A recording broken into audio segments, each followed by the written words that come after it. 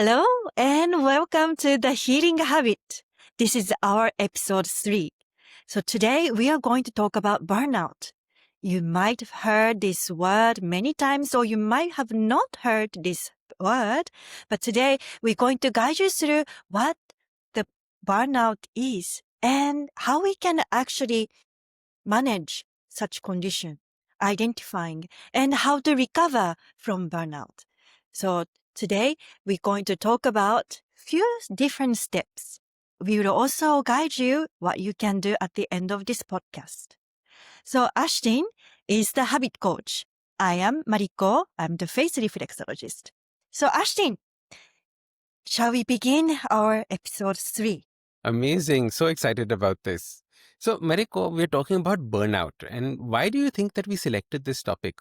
What, according to you, is burnout? Why is burnout such an important topic for our listeners today?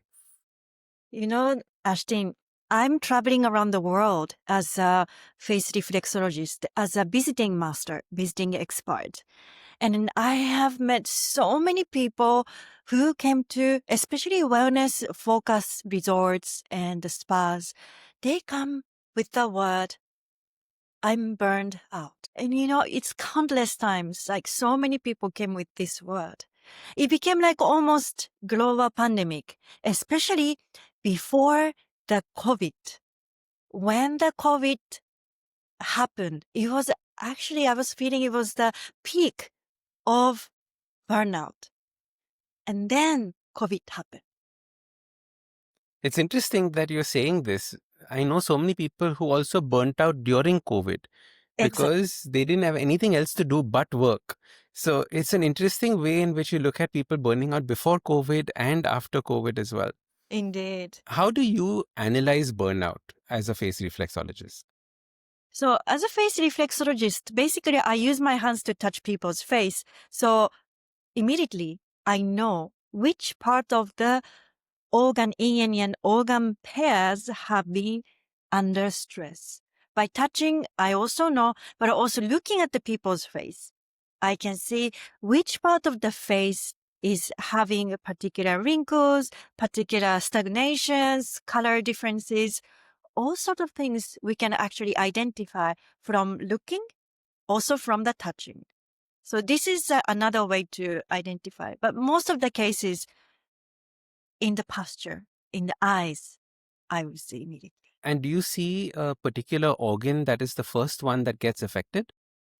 So this is actually, I was always like checking which organ system would be affected and then show on the reflexology zones. What happens is that there is a circle. How the burnout starts, shows, and what happens to inner body as a symptom.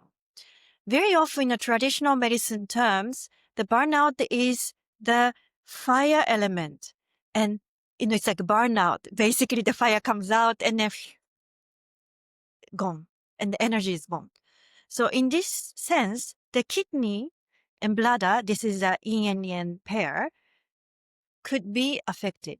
However, when it comes to the modern way of approaching, adrenaline gland, liver, gallbladder, all these different type of analysis would kick in. So in terms of physical analysis, in the modern medicine, we can check from the blood pressure and blood analysis, and there are so many ways. But from face reflexology point of view, we see which element has been affected. If the person has enough energy to do something, or if the person has no energy, how was the sleep? How's the nutrient? How their emotional state? So there are so many elements we actually check. That you can dive into. And we'll jump into also how you can actually start preventing this burnout.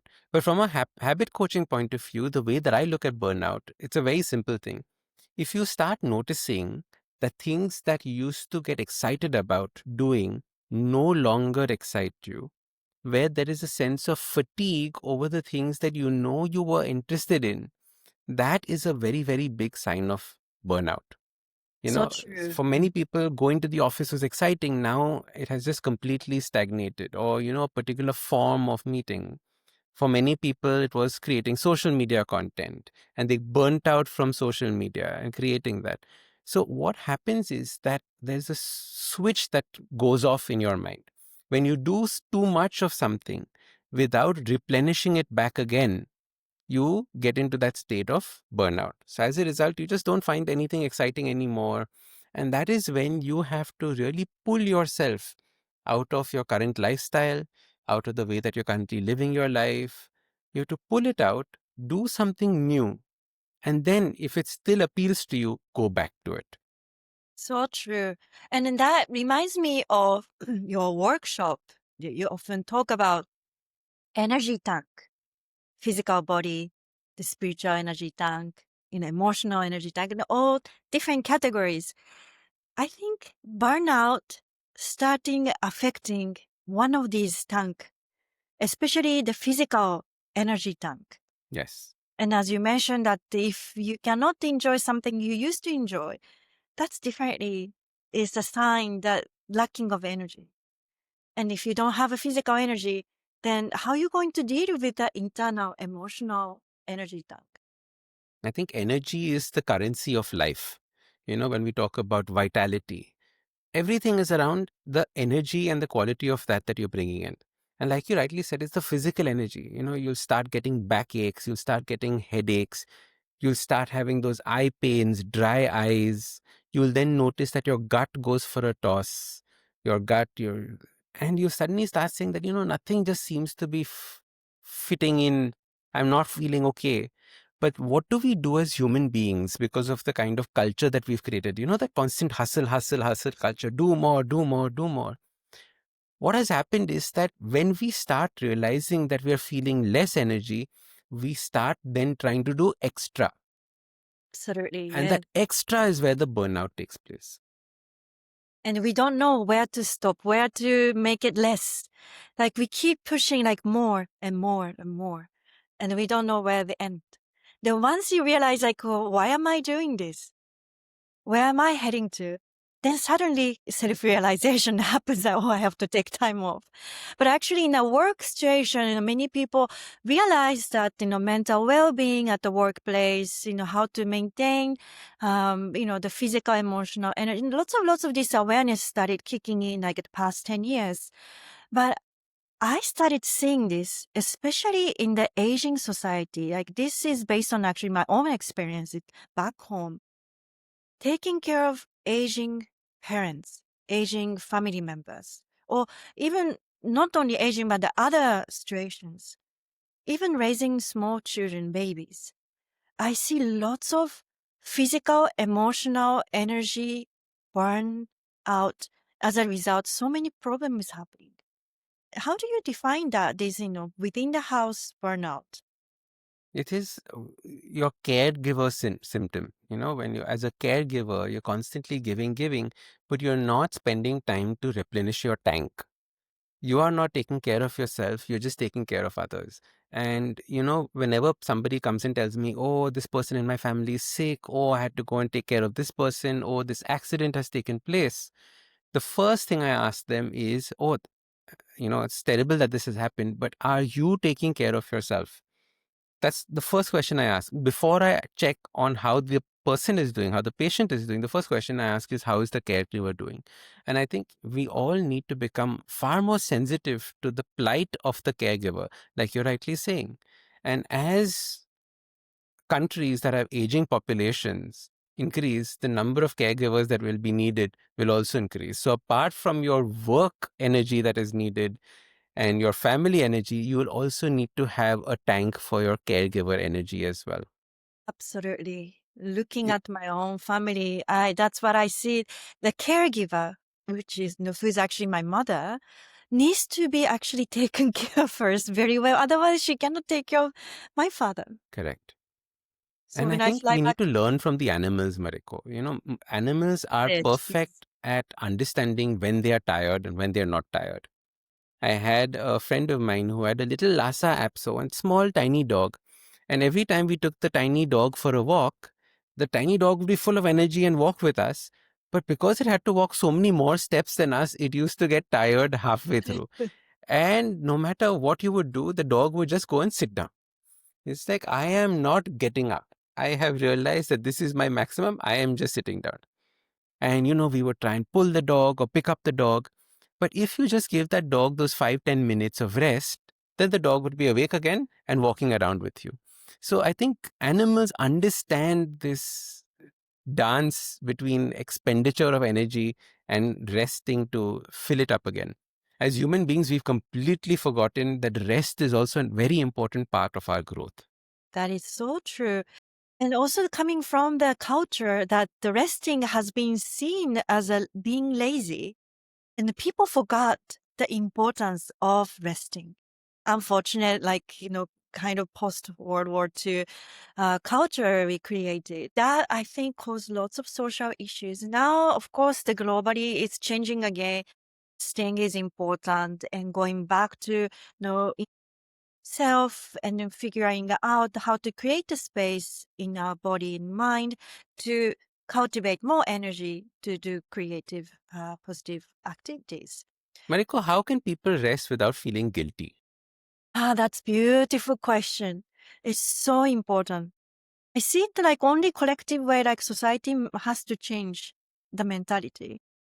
But in order to change a society mentality, the way of thinking has to start from somewhere small, isn't it? So for example, in Japan, going to onsen, the hot spring on the weekends or, when you have time, it's like allowed to do that because culturally, hot spring onsen is accepted as a healing. The hot spring onsen has been hundred years as a part of the culture, healing culture actually. So going to hot spring, taking a hot bath in nature was somehow accepted as a part of taking a break. And this way people could revitalize and renew their body and also mind. Having great food at the same time and resting, sleeping, and sharing those moments with the families, with the friends, sometimes with the colleagues. When I think about it, this was one of the probably major way of recovering from the tiredness in our body and mind. Let's in fact jump into this. I like this flow.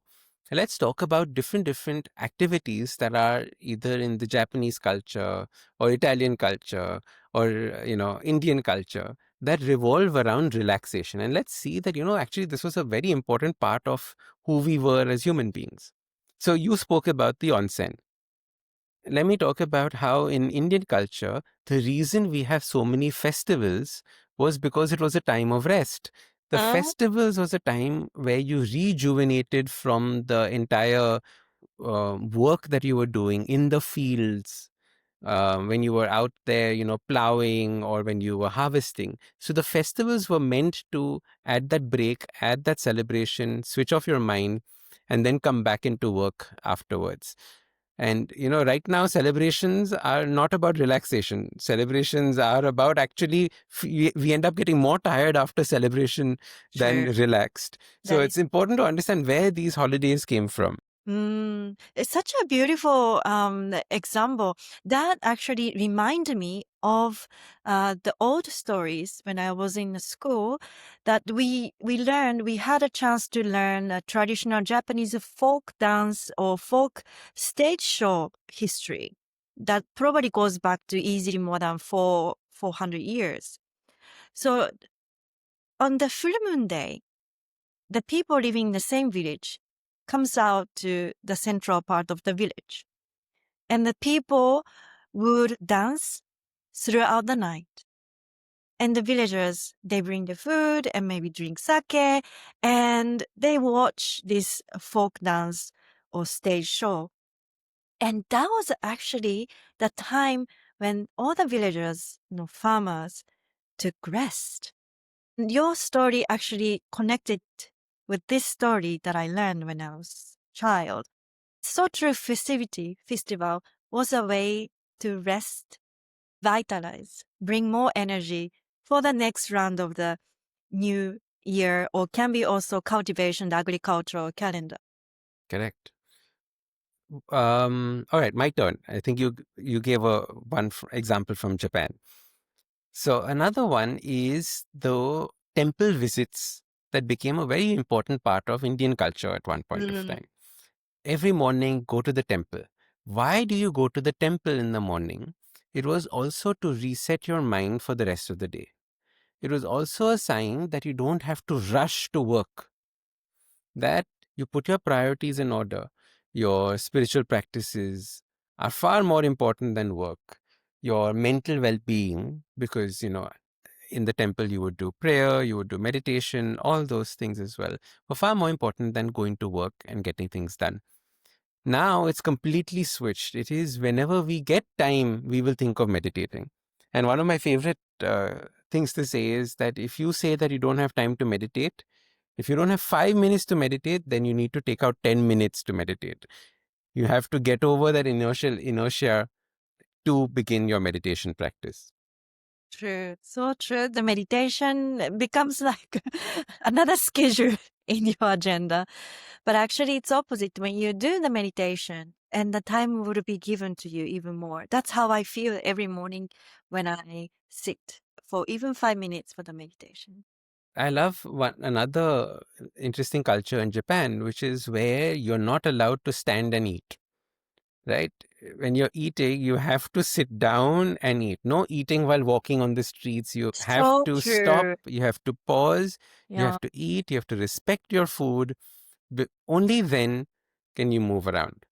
that is So so I true. think that's another beautiful little habit that we can all follow, just to slow down our life, not to pause it, not to stop it, but so that we don't burn out from life. Mm, so true. I totally agree with you. And, when it comes to like burnout, like in a workplace or in a daily life, I have another point of view. Like there might be some wellness experts who are listening to our podcast. Me, as a face reflexologist, as a therapist, I had few times that I felt maybe I'm burning out myself. That happens from continuous traveling, not having enough pause, and continuous sessions without having enough time to recover, to regain more energy. So for us as a practitioners, wellness practitioners, this applies to any sort of practice. Can be yoga teachers, it can be like coaching, like you do, and even athletes. We all have to take a moment to just to change the way how we are approaching to ourselves, to our body, to the mind, so we can have better results for the next round. I think such an important thing that you said, because we constantly compare ourselves to world-class athletes, right? We think athletes are the hardest working, and they're putting in so many hours in the gym, fully focused in that one direction. And what's interesting about athletes is that they work hard, but they recover harder. That is so true. They spend 10 hours, 12 hours sleeping very often, because they realize that their body needs that recovery. Otherwise, they will not be able to put in the remaining hours the next day. And whenever those recovery habits go for a toss is actually when the injuries start coming in the athlete's life. Yes. The problem with our culture is we've heard the expression work hard, party hard. Have you heard that expression, Mariko? It became a mantra. So we have to turn that into work hard, party hard, but recover harder, right? We have to spend so much time actually in that recovery process. Coming back from, like you said, as a body worker, coming back as a therapist, coming back, doing your own cleansing, doing your own recovery, doing your own exercises so that you come in with your full energy the next day for your clients. So important, yes. What is one of your favorite recovery modes from burnout? I was gonna say, like, the way how actually the life I had in Europe, it was quite balanced when I think about it. So let me tell you how I lived in Europe. some parts of the Europe, Sunday, everything was shut. No supermarket and no shopping malls. Even like small shops, almost all of them were shut. So I could prepare at least a Sunday. I don't need to do anything. I have to prepare to kind of survive for Sunday. And also now it's changing, but many places I used to live in Europe, everything got closed at 6 p.m. Can you imagine now I'm living in a very convenient Asian countries and everything is I can access 24/7. So back then, And every delivered to your house. exactly 5 minutes arrives at home. So I had a completely different lifestyle, quite almost a decade in Europe. Many people might feel that it's so, backward life, but it's not. Actually, it was so human. And I felt so grounded. Of course, in a way, there was another stress that I had to prepare everything. I had to make sure, do the grocery shopping before the shop closes, 6 p.m. And we had to rush to do all the grocery shopping. So luckily, eventually the shopping mall started closing at 7, extended to 8. Saturday open a little bit longer, and the morning the Sunday open. So slowly the society changed. Even though I had a different stress, I think that was such a beautiful way that I could recover from the busy daily life or weekly life. At least there was a time that I could just give up. It's too late. The shops are closed. I don't need to worry about anything. I don't need to worry about what to buy because shops are not open. This is such an important point that I think convenience has also been a very important part in our journey towards a burnout. Normally, conveniences are seen as making our life easy. However, because things are convenient, what we're doing is we're putting more and more and more and more things into our life. So as Exactly. a result, our bucket is becoming bigger and bigger and bigger. Mm. Now, our energy is finite, but we are spending more of that energy on things because they're convenient. It is, for example, like earlier on, our mobile phones used to last 3 days. Their battery used to last 3 days, I remember. You didn't need to charge it for so long. However, as more and more conveniences came onto the mobile phone, you got color screens, and then we got the internet, and then we got our permanent email and videos, and more convenient things started coming. What happened to our phone was the energy drain started happening much faster.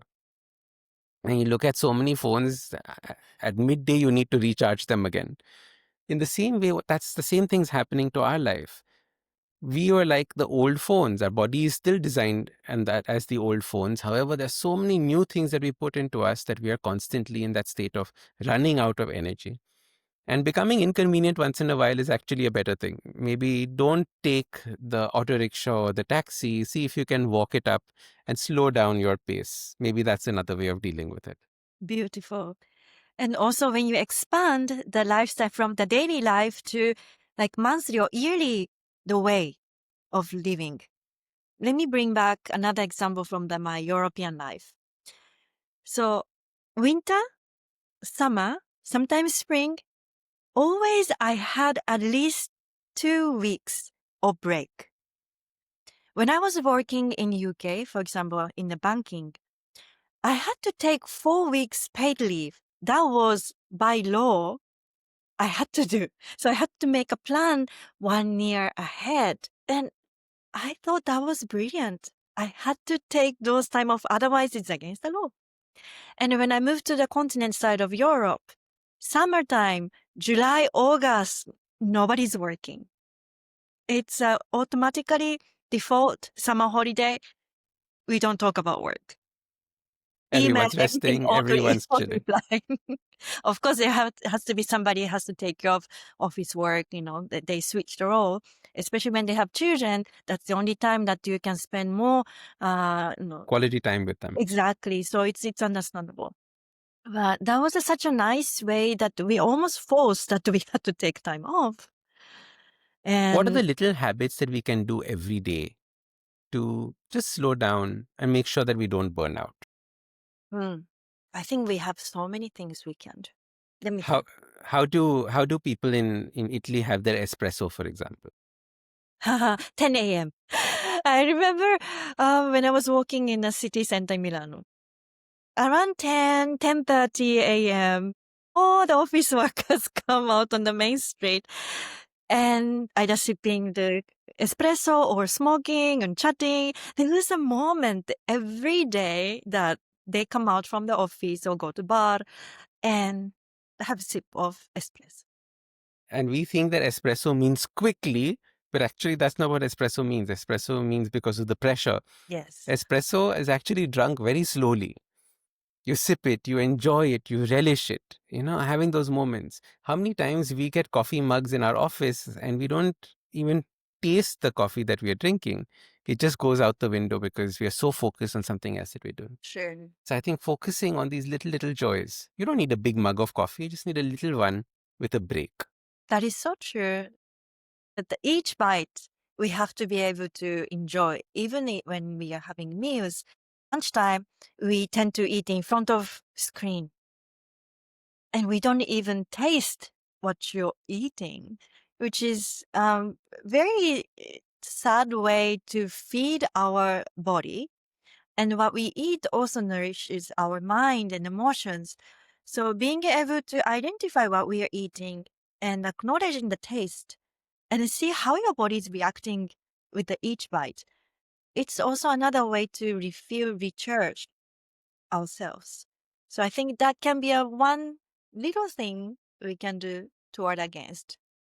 Mariko, you saying this point is very cruel because currently I'm doing a 5-day fast and you cannot talk about eating food and making it sound so delicious when I'm doing a 5-day water fast. So Well, but then you can taste each sip of water. You can try different source of water, and there's always, different type of bottles that could also enhance the water molecular. So you can still do the finding the taste and also texture of water.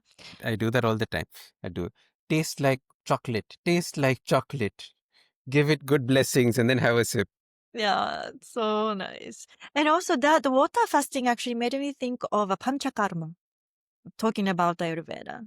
So I often, collaborate with the Ayurveda panchakarma retreat clinics. And what they see is that the people coming for panchakarma often have been through burnout, through their career work, or can be from the house, can be relationship, can be physical burnout. There's so many different type of burnout patients, guests coming. And normally they spend 2 to 3 weeks. It's quite long, but for the preparation, the actual treatment, and the post-treatment, as a whole set, people would experience the journey of feeling no energy to full energy.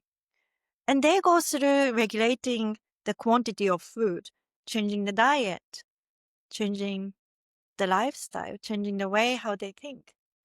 And this panchakarma with the burnout, I have seen tremendous, beautiful results. So when it comes to what we can do to take care of ourselves, this is a beautiful Indian way of healing. Absolutely. It's the key part of Panchakarma is what you do at the retreat and then what you do once you come home. That is so true. Our Yes. daily habits are something that is very, very important for us to look at. Mariko, can you give a few tips on the face that people can do if they are currently feeling the feeling of burnout right now? Mm, Thank you for asking about face reflexology point of view. Actually, we talk about also vagus nerve, the nervous systems, because if we are always under stress, our nerve systems are wired all the time. But we need to give ourselves to calm down these nerve systems. What we can do is actually using the reflex points and zones existing on the face which are connected to our vagus nerves. It can be around the side of the face. These are the vagus nerves that you're talking about. Yes, Yes, it the also vagus. has also connecting reflex zone, the lines on the face. So what we can do is placing the hand on the face line close to the ear and just to give loving word that I am safe, I am giving a break, time off for 1 minute, calm down, be gentle, and take deep breath.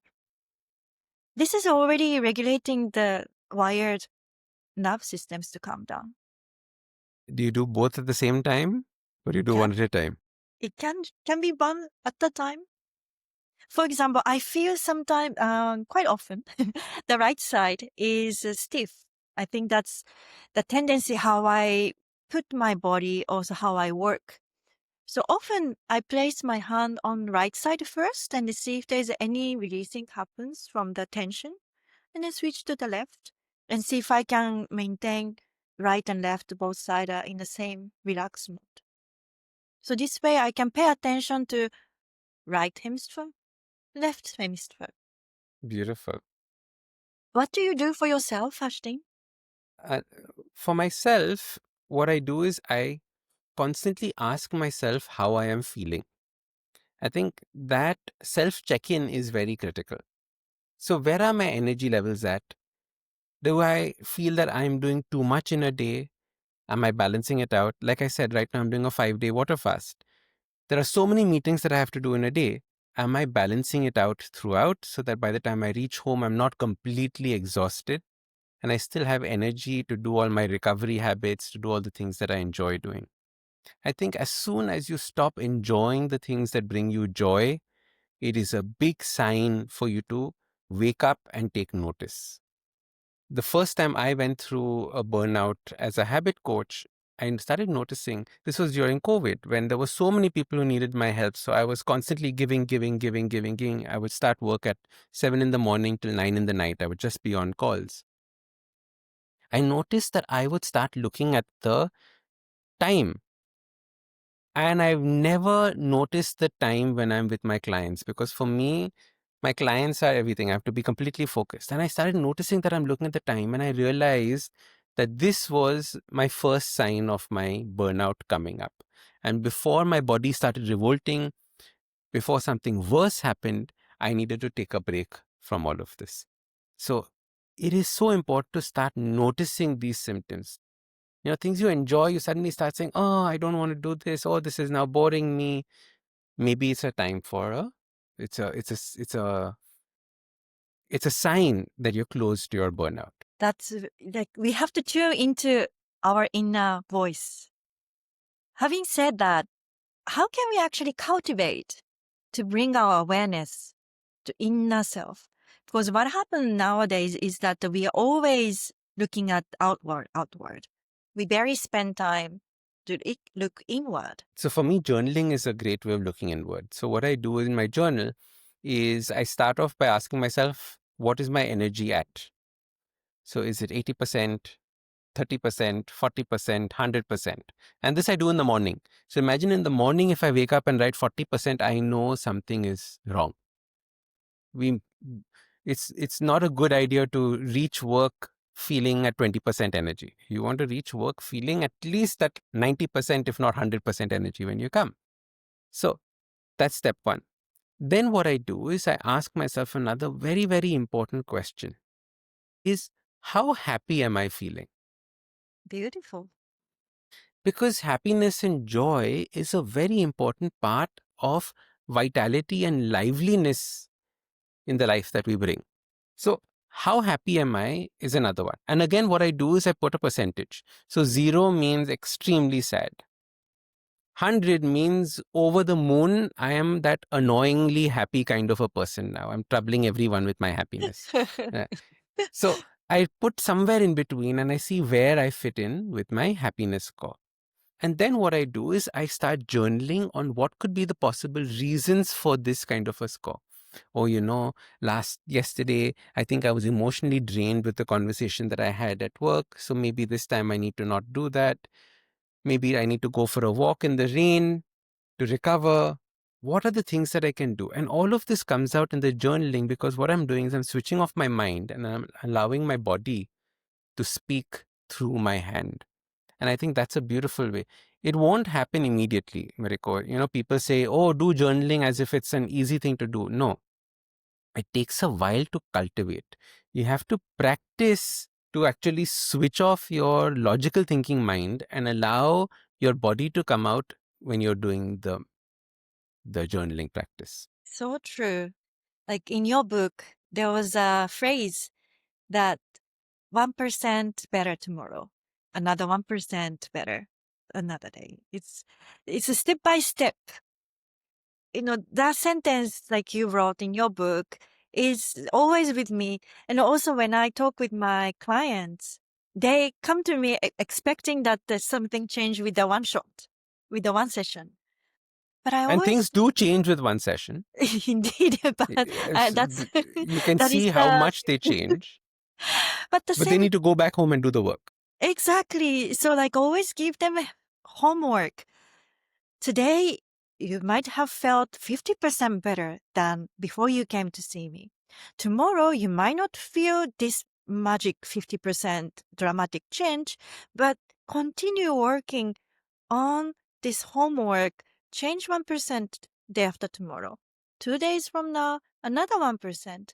Small percentage change, accumulate that. This compound, as you always mention, the compound of the change is the magic. You know, very often as a habit coach, when working with my clients, I realize that most of the people who go through burnout are also people who have forgotten why they started. Their sense of purpose has gone away. They don't know why they're doing the things that they're doing. Maybe a parent told them to do it. Maybe a friend told them to do it. Maybe society expected them to be doing these things. And as a result, they have lost that inner drive, that sense of purpose. You know, uh, the book Ikigai came out, which became very famous. However, we know that it's not the exact translation of purpose in that sense. But that feeling of, I know why I exist, that goes away.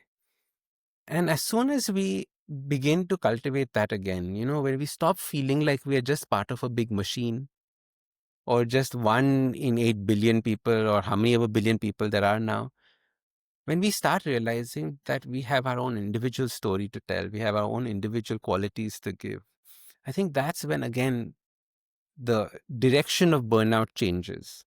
And then we create the right habits to, magnify that, bring that out. And that's when you see another change taking place. Absolutely. And also doing this little like finding your mission, like can be in within the family, finding the purpose why you are doing the certain work in the house brings the sparkle when you do a small action without expectation. I think this is the key. What the burns out, can be caused is that this expectation, I'm doing so much, but I don't get any recognition. Unfortunately, I have seen it in the workplace, in the daily life, the houses. There is always, I'm doing so much, but I don't get any return. And Beautiful. yeah, expectation. Expectation mismatch is taking place. Lovely. Mariko, we're coming close to our ending of the podcast. Okay. What are two habits or tips that you will tell our listeners as a takeaway? 5 minutes nap when you can. It's so important. It's power nap. Can be 10 minutes, can be even 2 minutes. Yesterday, I was teaching a team of wellness spa. I gave them a small work to do for each other. It was like a matter of 2-3 minutes. And the people who are receiving the treatment fell asleep. And they woke up full of energy. It was just 2-3 minutes of receiving a touch on the face. So imagine that taking power nap 5 minutes, 10 minutes is such another way of healing from the daily. Lovely. For me, one of the habits is to spend no phone time. So put your digital devices away. In fact, in most of the Ayurveda retreats, the good quality ones, they try and make sure that you don't bring any screens. If you bring your mobile phones, they encourage you not to use them. In some places, they're locked away, so you can't access them at all. So there are different ways in which you can play around with the screen time, but making sure that you're not constantly on your screen, because that is a big drain. And it's so often that you just start saying, oh, I just need 20 seconds, and you're on it for 2 hours. So I think that screen is another big one. What is one more from you? One more. Okay, I have to choose one out of many, many things. I think, if possible, taking even 2, 3 days of me time holiday. Being in Europe, that's what I learned. Having those fixed 5 days, 10 days, 2 weeks, it was such a blissful healing mode. Whatever you do, if you like going for ski, go ski for 7 days and learn how to improve your skill. It's physically tiring, like up and down the hills and carrying all the tools, but it was beautiful. And I always felt coming back to work after ski holiday, I had more energy to do better work. In nature, that is the key part as well. Going out That's into so nature and true. doing Not in a that. That is, shopping mall for 7 days. It would drag me. it depends on which jungle you go to. So go to a jungle with trees and not the urban jungle, correct? It's so true. I used to spend many, many days doing the windsurfing. And that was such a healing as far as I do in the right weather condition. And one more habit from me, I think, would be to maximize your sleep. So making sure you go to sleep early-ish and not at 12 o'clock. Because what happens is that the sleep that you get before 12, maybe 9 o'clock onwards, is a very, very different quality of sleep than what you get post 12. So if you realize that you are going through your burnout phase, one of the key things that I would tell you to do is focus on getting to sleep earlier. That means switch off your lights earlier, switch off your phones earlier, eat food by 6 o'clock, 7 o'clock latest, so that you already start feeling sleepy towards the end. Mariko, it's so interesting. I'm doing this 5-day fast, and I am now falling asleep at 8 o'clock. Wow. Because in my mind, I don't have to wait for dinner. I don't have to do anything. So I'm starting to feel so sleepy by 8. And it's funny, and it's not low energy, it is proper sleep that is coming. Wow. And then your sleeping quality, how is it? Do you feel a change? I wake up at night, I think, because I'm sure the blood sugar regulates a little bit. I see. I So see. it's not ideal from that point of view. But I noticed that but the learning is that if I probably have my dinner even earlier, maybe 6 o'clock, or, just with the sunset, as we say, probably my sleep quality will improve far more when I'm eating food regularly. I see. Beautiful. Ashdin, I have one question. I think there might be some listeners, viewers, might be wondering, yeah, but I have night shift. What do? I can't go to sleep 8 p.m. That's the time when I start working. How can we actually do a little bit good tips for them, like if they're working in the random shift hours or evening shift? Mariko, this was one of the biggest and most listened to podcasts of the Habit Coach podcast, my earlier podcast that I used to do, when we spoke about night shift workers. And in that podcast, I said that the first thing is I completely sympathize with night shift workers. If you can avoid being a night shift worker, do that.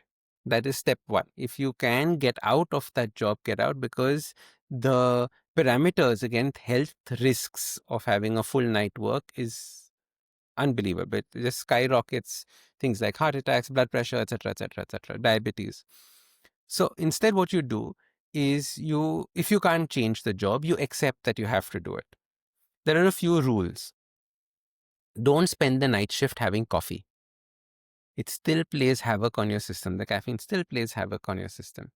When you come home and go to bed, make sure you're in a completely blacked out environment. So there's no light coming in at all. make sure you get at least your 6.5, 7 hours of sleep.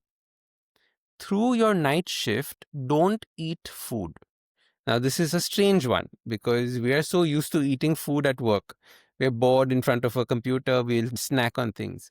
But at night, your body cannot regulate sugar the way it can during the day. And as a result, effect of sugar in your body is far more. The insulin cannot regulate it as much as it can during the day. Hence, we need to realize what we need to maintain a far more food wise balanced approach when we're at work. Instead, how do you keep yourself entertained? Keep yourself entertained by maybe doing puzzles, spending time with friends, talking to people around. Because most night shift workers are also not working every single minute, right? Many night shift workers have, say, 20 minutes in between calls or sometimes 1 hour in between calls. So at that point of time, what do you do when you're so bored? So you try to do fun and more interesting things instead of relying on stimulants at night. I know so many people who spend night shifts with, you know, energy drinks. That's the worst thing that you can do. Because then what happens is that when you finish the night shift and you come home, you can't go to sleep again because you have so much of the caffeine and sugar inside your system.